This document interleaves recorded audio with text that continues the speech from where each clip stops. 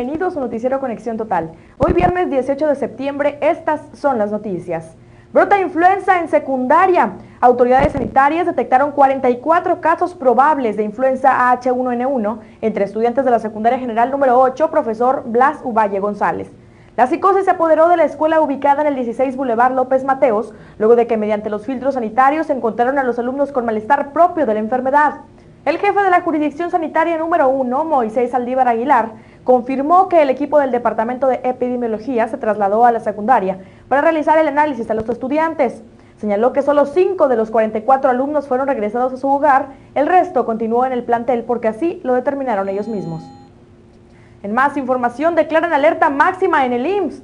Autoridades del IMSS giraron instrucciones para atender, sin importar que sea o no derechohabiente, a cualquier persona que acuda a clínicas y hospitales de la institución si presenta síntomas de influenza. Jesús Nader, delegado regional del IMSS, indicó que se busca ofrecer una atención oportuna a quienes presenten esos síntomas y de esta manera evitar más contagios.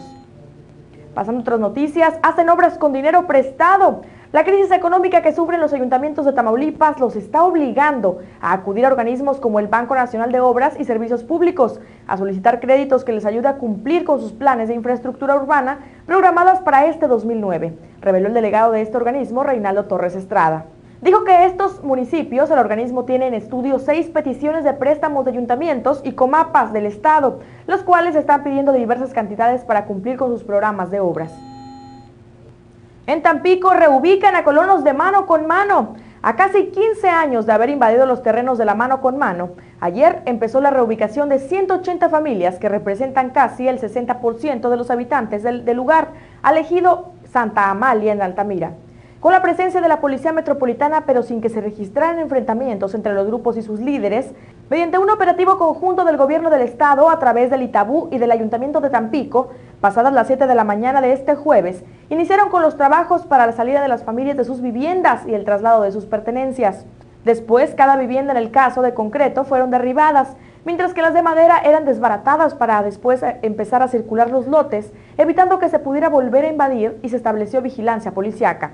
Se estima que el proceso de reubicación podría durar un promedio de 10 días. En Altamira, empleados de confianza le salen caro al ayuntamiento. Casi 16 millones de pesos le costó al ayuntamiento de Altamira el fraude que cometieron sus empleados de confianza al utilizar sus claves para sacar medicamentos de la farmacia, los cuales se entregaban a personas ajenas a la administración, ya que los mecanismos de control para evitar este tipo de fugas eran mínimos, y eso provocó que se disparara la compra de fármacos a más del doble. El secretario de la comuna, José Elías Adame Garza, señaló que mensualmente habría una fuga cercana a los 2 millones de pesos, misma que fue corregida en el mes de agosto. En Madero, apagón provoca caos. Un caos provocaron los apagones escalonados que se dieron en sectores que forman parte de la zona norte de Madero. Semáforos fuera de servicio, escuelas sin luz y más de 13,000 familias afectadas. Es el saldo que todavía se presentó durante el día de ayer, después de la explosión de un cableado por la sobredemanda en el Polvorín. Habitantes de sectores como ampliación de la Unidad Nacional, Candelario Garza, Chaop, Las Flores, ampliación Las Flores, entre otras, desde la noche del miércoles en que se afectó el cableado de la Comisión Federal de Electricidad, han estado viéndose afectados. En Matamoros van por más participaciones. Reforzar los ingresos municipales, la consecución del proyecto del puerto Matamoros y la explotación petrolera de Matamoros son puntos de la agenda tanto del gobernador del estado, Eugenio Hernández, como el presidente municipal, Eric Silva, de frente a la visita del Ejecutivo Federal a este municipio fronterizo. Lo anterior fue informado por el alcalde Silva Santos, luego de entregar algunos recursos estatales para la Casa del Migrante. En más información, abandonados reconstruyen sus casas luego de la tromba de ayer. Sin apoyo alguno de autoridades o de organismos sociales, habitantes de la colonia Fidel Velázquez, que resultaron damnificados de sus propiedades por la tromba que azotó el pasado miércoles Matamoros, reconstruyen sus viviendas con pérdidas importantes en su patrimonio. En un recorrido se pudo constatar los daños en viviendas que resultaron afectadas por los vientos huracanados que se presentaron en el lugar, dañando al poco patrimonio familiar que han ido acumulando mediante el esfuerzo de su trabajo. Hasta el cierre de este noticiero, ni autoridades ni organismos sociales se habían reportado con los damnificados para prestar alguna ayuda para resarcir los daños y pérdidas que les dejó el fenómeno natural. En información nacional, suman 6 muertos por rebrote de H1N1. En los últimos 5 días se registraron 1.440 casos nuevos de influenza H1N1 y 6 muertos más, de acuerdo con los últimos reportes de la Secretaría de Salud sobre el estado actual de la epidemia en México. A nivel nacional se contabilizan 25.214 casos confirmados, de los cuales 217 fallecieron en el país, según el reporte del lunes 14 de septiembre. Para la Secretaría de Salud es importante no bajar la guardia y mantener las medidas preventivas como el lavado frecuente de manos y estornudar al antebrazo. En otras noticias, hay muchos casos como el mío, denuncia Jacinta. Después de pasar 3 años en prisión acusado de un delito que no cometió, la indígena otomí Jacinta Francisco Marcial dice que cree en la justicia, pero sabe que todavía hay muchos casos como el suyo, entre ellos el de sus coacusadas Alberta Alcántara y Teresa González.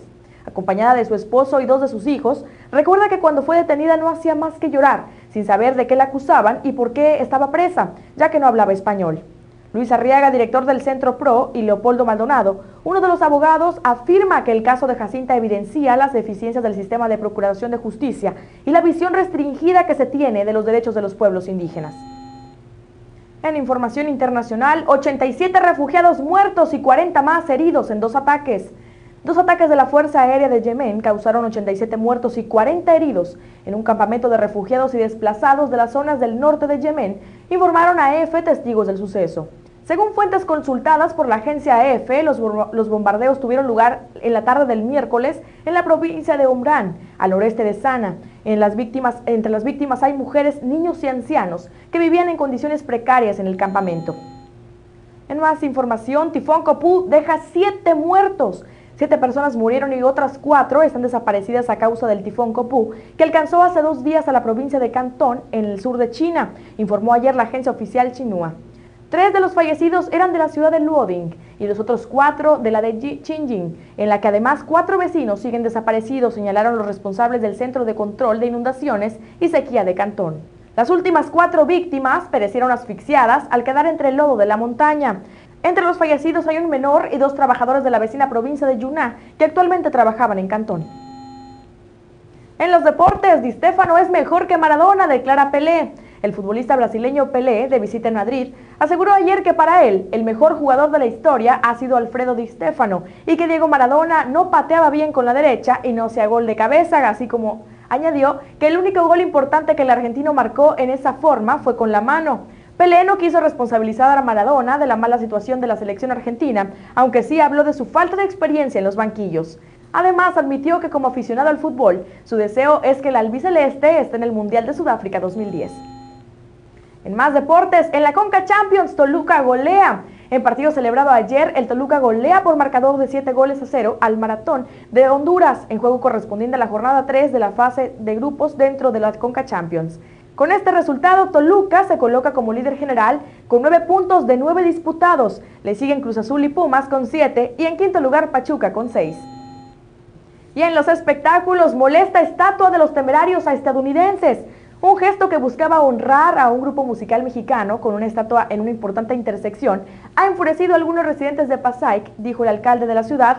Entre otros que viven cerca dicen estar desconcertados, no ofendidos. Una estatua temporal de yeso del popular grupo Los Temerarios fue instalada en una intersección de tráfico a la entrada de Passaic el domingo. Funcionarios municipales dijeron que el objetivo era saludar al grupo, que va a dar un concierto al aire libre en un festival mexicano. En más información, tributo a Jackson llega a México. El espectáculo Who's Bad, considerado como el oficial para realizar coreografías del fallecido Michael Jackson, vendrá a México por primera vez para ofrecer un tributo al rey del pop el próximo 26 de septiembre. El grupo oficial del homenaje a Jackson, con un impresionante despliegue de vestuario, bailarines, iluminación y una extraordinaria banda en vivo, provocará a los asistentes la magia de observar un espectáculo exactamente igual al que el artista brindaría en un concierto. Por mi parte es todo, le deseo que tengan un excelente fin de semana y lo espero el lunes aquí en Conexión Total, innovando el concepto del periodismo. Hasta la próxima.